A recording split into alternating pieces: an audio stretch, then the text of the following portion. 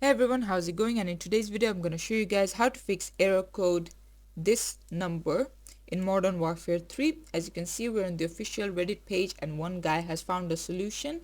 So as you can see, their PC is installed in English US display with an AZERTY layout because they live in France. However, the regional settings and time zones are in French.